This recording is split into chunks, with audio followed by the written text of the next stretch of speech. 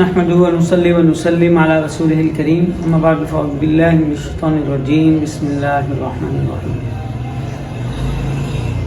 ہمارا موضوع کل ہم نے 2000 قبل مسیح میں جو تہذیبیں ہیں ان کے بارے میں پڑھا تھا. وہ 2000 سے کچھ پہلے کی ہیں اور آج کا ہمارا موضوع ہے علم کا ہندوستان کے ساتھ تعلق. تو اس سلسلے میں آج ہم پڑھیں گے. سب سے پہلی بات یہ ہے کہ جب یہ بات ہم پہلے بھی کر چکے ہیں کہ علم کا استعمال زمانہ ماضی میں مختلف علاقوں میں ہمیں ملتا ہے، جن میں سے دو کا ہم تفصیلی ذکر کر چکے ہیں کہ ایک تو یہودیوں کی کتاب میں شمال مغربی جزیرۃ العرب کے لیے جسے ایلا کہتے تھے اس جگہ کے لیے انہوں نے علم کا لفظ استعمال کیا. دوسرا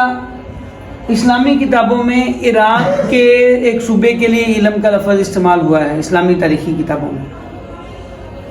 اسی طرح مورخین جو ہے وہ موجودہ مورخین جو ہیں وہ ایران کے ایک شہر کو علم کہتے ہیں. ٹھیک ہے، علم کی تہذیب کو ساری گھما کے اور سمیٹ کے علم میں ایران کے ایک شہر میں جمع کر دیتے ہیں کہ یہ ساری جو بھی علم تھا یہاں پہ. اس کے علاوہ ہندوستانی تاریخ میں علم کا ذکر رام اور سیتا کی کہانی میں آتا ہے.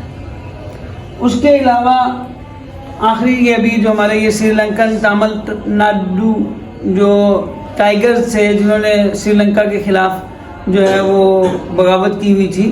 ان کی جو تنظیم ہے اس تنظیم کا نام ہی علم ہے. یعنی وہ تامل ناڈو زبان میں اس سری لنکا کو علم کہتے ہیں. ٹھیک ہے، یہ خلاصہ ہے جب تک ہم نے علم پہ بات کی. میں نے اس سے پہلے ایرانیکا کا حوالہ دیا تھا آپ کو کہ ایرانیکا انسائکلوپیڈیا میں علم کے اوپر ایک مضمون ہے جس میں انہوں نے کچھ باتوں کی صراحت کی ہے کہ علم کو کچھ لوگ چھپانا چاہتے ہیں. علم کی جو جغرافیہ ہے اس میں تحریف ہوئی ہے، اور دوسرے نمبر پہ علم کی حدود و قیود جو ہمیں ملتی ہیں وہ ہر بندہ جو بتاتا ہے وہ اپنی زبانی کچھ اور بتاتا ہے. یعنی جتنے منہ اتنی باتیں والی کہانی ہے علم کے بارے میں. تو ایک طرف ہمیں جو اس سے جو پتہ چلتا ہے کہ علم نے جو اس وقت کی میسوپوٹامیہ ایک بڑی حکومت تھی اور اس وقت ایک ہی بادشاہ تھا پورے میسوپوٹامیہ پہ، بعد میں میسوپوٹامیہ تقسیم ہو کے دو حصوں میں تقسیم ہوا. علم نے اس کو شکست دی تو پتہ چلتا ہے کہ علم کوئی بڑی چیز تھی، کوئی بڑا ملک تھا، بڑی وہ جگہ تھی جہاں پہ علم کی حکومت تھی. البتہ ایرانیکا والوں نے جو ان سے خدائی سے ملنے والے جو آثار کا ذکر کیا ہے ان میں ایک بات تو میں نے آپ کو پہلے بتائی تھی کہ انہوں نے بتایا کہ سوزیانا یا سوسن ایران کے جس شہر کے ساتھ علم کو منسوب کیا جاتا ہے وہ شہر سوسن جو ہے علم نہیں ہے. اتنی بات تو کنفرم ہے. البتہ دوسری ایک اور جگہ وہاں پہ ایران میں ہے جس میں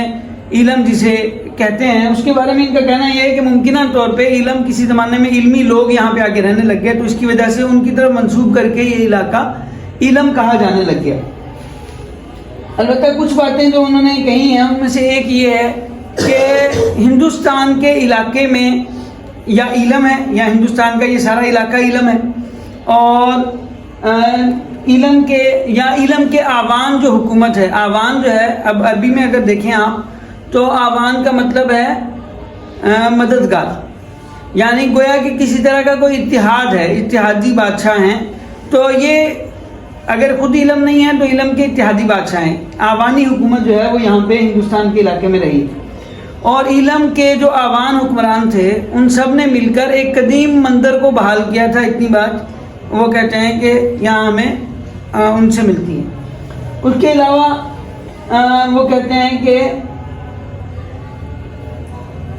یہاں پہ علم کے خاندانوں میں جو ایک خاندان کا ذکر ملتا ہے اس میں چچا اور بھتیجا یا ماموں اور بھانجا، اس میں تھوڑی سی تحریف ہو گئی ہے. یہ بظاہر وہ چچا بھتیجا ہیں. چچا جو ہے وہ مشہور شخصیت نہیں ہے اور وہ بادشاہ نہیں ہے لیکن وہ طاقتور ہے، لیکن بھتیجا جو ہے نا وہ حکمران بنا. تو بہرحال یہ جو یہاں سے ان کے جو آثار قدیمہ سے حفریات جسے کہتے ہیں ان سے جو آرکیولوجیکل فیکٹس انہوں نے بتایا ہیں اس کا خلاصہ یہ. دوسری طرف اگر ہم رام کی کہانی ہندوستان کے لٹریچر میں دیکھتے ہیں تو ہندوستانی لٹریچر کے مطابق رام جو ہے نا، رام کو ہندو دیوتا کہتے ہیں، اور یہ بنیادی طور پہ کہتے ہیں بادشاہ کا بیٹا تھا، یعنی شہزادہ تھا، اور اس کا جو والد تھا اس نے جو ہے اس کو بادشاہ بنانے کا ارادہ کیا تھا، لیکن اس کی ایک دوسری بیوی یعنی جو رام کی سوتیلی ماں تھی اس نے اس کے والد، رام کے والد کے اوپر اس زمانے میں احسان کیا تھا، کیکئی اس کا نام ہے غالباً. تو اس نے جو ہے وہ جب اس نے رام کو بادشاہ بنانے کا ارادہ کیا تو اس نے اسے کہا کہ تم نے مجھ سے وعدہ کیا تھا کہ تم میری ایک خواہش پوری کرو گے، اور میری وہ خواہش میں نے آج تک سنبھال کے رکھی ہوئی ہے، اور وہ یہ ہے کہ تم میرے بیٹے کو بھرت کو بادشاہ بناؤ، رام کو نہ بناؤ، اور رام کو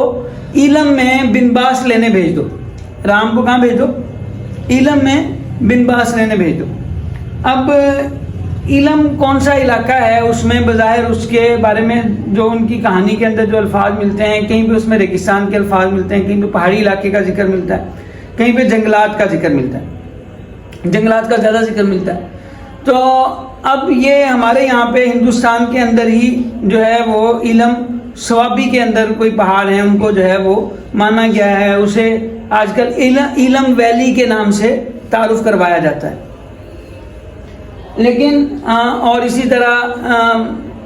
یہاں پہ ہندو مت کے اندر ایک اور چیز ہے جوگ بھرنا. یہ بھی بنیادی طور پہ رام سے ہی آیا ہے کہ جوگ بھرنا کیا ہے کہ آدمی اپنا سارا کچھ چھوڑ چھاڑ کے اور 2 کپڑوں کے اندر جو ہے وہ کسی پہاڑ کے اوپر جا کے وہ جو ہے وہ تپسیا کرتے ہیں، وہ اپنے رب کو راضی کرتے ہیں. ٹھیک ہے، تو یہ بظاہر یہ ساری جو صورتحال ہے، یہ ایک وہاں پہ جوگ بھرنے کے لیے جو پہاڑ مشہور ہے وہ جہلم کے اندر ایک پہاڑ ہے جس کو جہاں پہ سارے جوگی جاتے ہیں اور جا کے جوگ بھرتے ہیں، اور وہاں پہ ایک مندر بنا ہوا ہے اور جس میں سورج چاند کے دیوتاؤں کی عبادت ہوتی تھی. بظاہر صورتحال یہ ہے کہ یہاں پہ کیونکہ 1500 میں جو حضرت ابراہیم علیہ السلام جس علاقے سے ہجرت کر کے گئے یعنی میسوپوٹامیہ کے لوگ، یہ لوگ اصل میں سورج چاند ستاروں کی عبادت کرتے تھے. ان لوگوں نے 1500 میں ہندوستان پہ حملہ کیا، تو اس کے بعد انہوں نے یہاں پہ جب حملہ کیا تو یہاں کے لوگوں کو سعودی عرب جانے سے روک دیا، اور یہیں پہ جو ہے وہ مندر بنا کے اور وہی جو تپسیا وغیرہ جو ان کے مذہبی جو خیالات تھے جوگ کا اور اسی طرح جو ہے وہ عبادت کے لیے جانے کا، وہ سارا انہوں نے گھما کے وہاں پہ فٹ کر دیا 1500 میں، اور اس کے بعد سے وہ اس کی کرنے لگ گئے. ورنہ بیسیکلی جو ان کا جو تصور ہے، جو ان کے اب ڈریس دیکھیں کہ یہ یعنی اسلام مسلمانوں کے آنے تک یہاں پہ لوگ سلا ہوا ڈریس نہیں پہنتے تھے، یہ اپنے آپ کو استھان اور اپنے آپ کو بڑے مذہبی سمجھتے ہیں. ہندوستان کے لوگ زمانہ قدیم سے اپنے آپ کو مذہبی سمجھتے ہیں اور اپنے آپ کو جو ہے وہ ایک اس کا یہ سمجھتے ہیں کہ ہم جو ہے وہ جوگ بھرا ہوا ہے ایک طرح کا، صرف 2 کپڑے پہنتے ہیں. عورتیں بھی بغیر سلے کپڑے پہنتی ہیں، ساڑی جو ہوتی ہے، اور مرد بھی بغیر سلے کپڑے پہنتے ہیں. تو بظاہر جو یہاں کے جو ان سے پتہ چلتا ہے 14 سال رام جہاں پہ وہ لینے گئے تھے، بنباس لینے گئے تھے، اور دوسری طرح تو بظاہر ہو سکتا ہے ممکنہ طور پہ کہ وہ خانہ کعبہ ہی گئے ہوں، اور خانہ کعبہ میں جا کے انہوں نے جو ہے اسی زمانے کی بات ہو جس زمانے میں جو ہے حضرت ابراہیم علیہ السلام نے اللہ کا گھر بنا لیا تھا، اور اس کے بعد یہ سارے یہاں کی جو بادشاہ ہیں ان سب نے ایک اتحاد قائم کیا ہو جسے آوان اتحاد کہا جا رہا ہے، اور جس کے بعد پرانا قدیم مندر جو بحال کیا ہے وہ مندر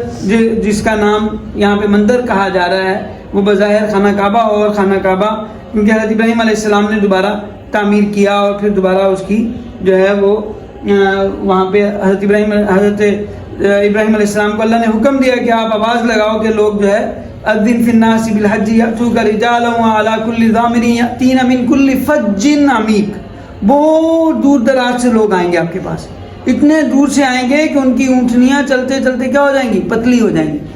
تو اتنی دور سے ہندوستان کا بندہ ہی آئے تو بات سمجھ میں آتی ہے. جب حضرت ابراہیم نے دعا کی، اللہ نے بتایا کہ آپ دعا کرو گے تو آپ کے پاس دور دراز کے لوگ آئیں. اور دوسری طرف یہاں پہ بتا رہے ہیں کہ رام صاحب جو ہے وہ بنباس لینے کہاں گئے تھے؟ ایلم گئے تھے. تو اور ایلم یعنی ایل سے نکلا ہے، اللہ تعالیٰ کے ساتھ اس کا خصوصی تعلق ہے، تو ممکنہ طور پہ یہ یہیں پہ آئے ہیں. البتہ یہاں پہ ایک اور کہانی ہے. سری لنکن ایلم جو ہے سری لنکا کو تامل زبان میں ایلم کہتے ہیں، اور یہاں پہ یہ سری لنکا انڈیا کے بالکل ساتھ ہے. جیسے آج ہمارے پاس نقشہ نہیں یہاں پہ، تو جیسے کوئی بات نہیں، جیسے جو ہے وہ انڈیا کا کنارہ ہے، انڈیا کے کنارے کے ساتھ آگے سری لنکا ہے، اس کے بیچ میں بظاہر یہ کہتے ہیں پرانے زمانے میں سری لنکا سے انڈیا آنے کے لیے ایک پل ہوتا تھا، اب بھی وہاں پہ اس پل کی باقیات موجود ہیں، اور وہاں سے گزرتے ہوئے وہ جو ہے وہ کشتیاں وغیرہ جو ہے ان کو نقصان بھی ہوتا ہے اس کی وجہ سے. تو پرانے زمانے میں سری لنکا سے باقاعدہ ہندوستان کا راستہ بنا ہوا تھا. اور سری لنکا کے بارے میں مشہور ہے کہ یہاں پہ حضرت آدم علیہ السلام جو اتارے گئے وہ یہیں پہ اتارے گئے. تو کیونکہ یہ بھی ہندوستان کا جزو رہا ہے اور یہاں پہ حضرت آدم علیہ السلام کے ساتھ اس جگہ کی خصوصی مناسبت بھی ہے، خصوصی نسبت بھی ہے، تو اس ساری بات سے جو بات سمجھ میں آتی ہے وہ یہ ہے کہ ایلم ایک بڑا علاقہ تھا جس کی ابتدا ایک طرف یمن کے علاقے سے، سعودی عرب کے علاقے سے لے کر اور دوسری طرف سری لنکا تک کا علاقہ یہ سارا ایلم کہلاتا تھا. اور یہاں پہ جو ہے یہاں پہ یا تو خود یمنیوں کی یہاں تک حکومت تھی، جیسا کہ یمنی خطوط میں، کتابوں میں یہ لکھا ہوا ہے، یمنی کہانیوں میں، اشعار میں یہ لکھا ہوا ہے کہ یمن کے بادشاہ پوری دنیا کے جو ہے وہ انہوں نے جا کے چکر لگایا اور انہوں نے کئی دفعہ پوری دنیا فتح کی. سبا نے بھی فتح کی، ذوالقرنین نے فتح کی، اس کے علاوہ اور کئیوں نے فتح کی. تو یا یہ کہ جیسا کہ قدیم حفریات سے مل رہا ہے کہ یہاں پہ آوان حکومت تھی، یعنی جن کا کوئی ان کے ساتھ معاہدہ ہوا تھا جس کی وجہ سے یہ مل کے کام کرتے تھے. تو اس کے بارے میں مزید کہانی حضرت ابراہیم علیہ السلام کی کہانی میں اس کی اور بھی بات آئے گی کہ جہاں پہ ان کا یہ سارے مل کے ان کا دوبارہ میسوپوٹامیہ کے بادشاہ کے ساتھ مقابلہ کرتے ہیں. تو اللہ تعالیٰ ہمیں قرآن و سنت سے سبق حاصل کرنے کی اور قرآن و سنت پہ عمل کرنے کی توفیق عطا فرمائے.